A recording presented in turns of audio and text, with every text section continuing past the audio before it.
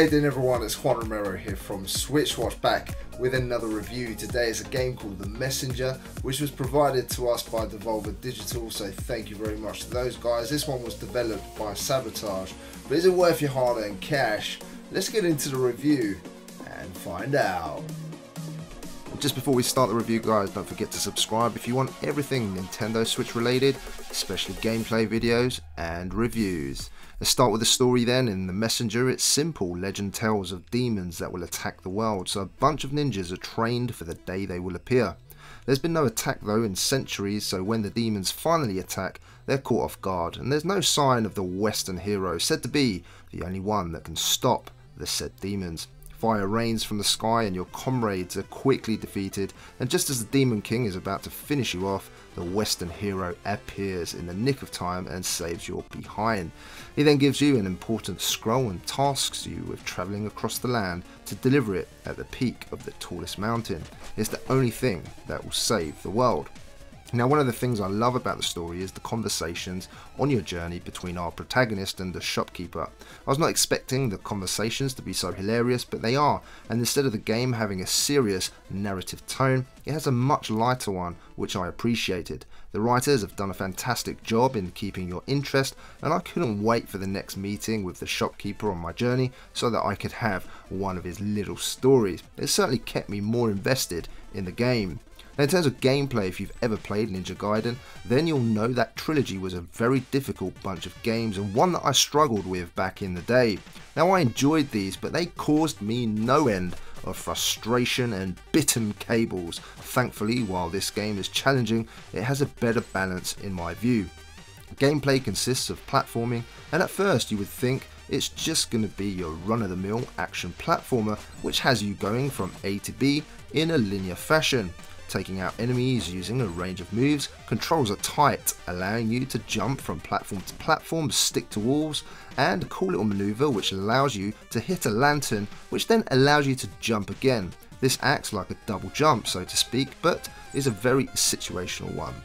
These thus allow you to jump over large areas with chasms to reach secret areas also. Now, moves mostly consist of a short range melee attack, and using a longer range shuriken or ninja stars, there's only a certain amount you can throw though, between having to replenish your energy bar to throw more. Now, this is to balance the game, so you can't just spam throw these at enemies, which would otherwise make it way too easy. There is a good variety of areas and enemies, rock monsters chucking bouncing boulders or mushrooms chucking their heads at you, and my favourite is the running skeletons. Of course, some can be rather annoying, and the challenge is figuring out their patterns, much like the bosses, which are all fun to figure out in this game. Now, at first the game is broken up into a number of levels, which I really enjoyed, but it does switch things up mid-game and turns into a Metroidvania of sorts, allowing you to go back and explore areas to find large green coins or gems, which you may have missed on your first run through, and obviously can't collect because you don't have the upgrades which allow you to do so. Once you get these further upgrades, you can reach the end game. Now, while I enjoyed the first half of the game immensely, I feel that this change midway through hurt the game, in my humble opinion. There's a lot of backtracking through this game, often going through the same levels again and again, backwards and forwards, and for me, the level design just doesn't seem as adept when you're going backwards and forwards in these levels. Now, maybe it's because you get used to the first half of the game that it throws you off. Either way, I didn't find it as enjoyable, and I found it more repetitive.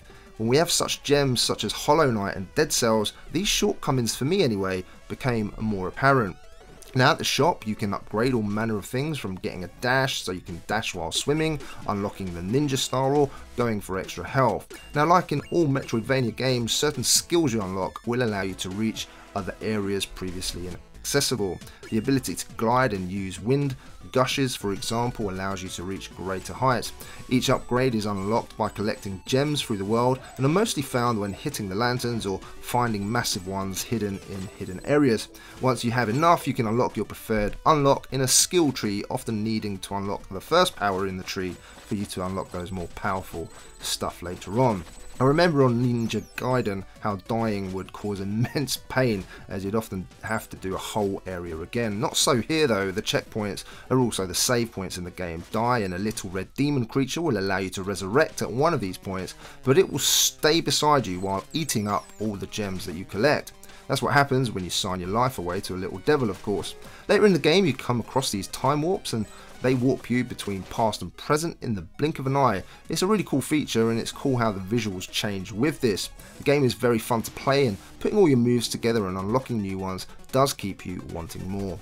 Now, in terms of audio, the Messenger is wonderful in my opinion. It will certainly not be to everyone's taste, but for me it fit perfectly with the visuals. It was really good at setting the tone, and each different area had a different piece of music which kept things fresh. I enjoyed how the music changed to sometimes a lot more dramatic sequences when bosses were about to take you down. Sound effects are all simple enough and suited to the game for sure. I did find though that there wasn't anything I found particularly memorable in the tune department, which is a shame, but it was still good nevertheless.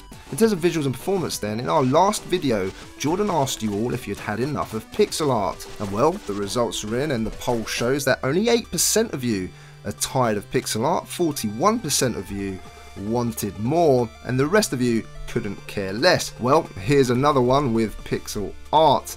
In terms of the visuals, pixel art is not something I tire of as long as the gameplay is good, but with the amount of these games around on the Switch right now, you would be forgiven for thinking we're back in the 80s and 90s. Not that I'm complaining, mind, but many people are getting a little fatigued. In any case, the art here is nicely done, and I enjoyed reaching a new area to see what I was in for next. It really is beautiful at times, and I really did appreciate the artwork here. The game ran flawlessly with no slowdown, which is great news, as I've come across many indie games that were suffering from this. In terms of value, the game lasts around 12 hours or so, and a little more if you're looking to get all of the collectibles. I think in this particular game it's definitely the right amount of time. In fact, it probably outstays its welcome just a little bit.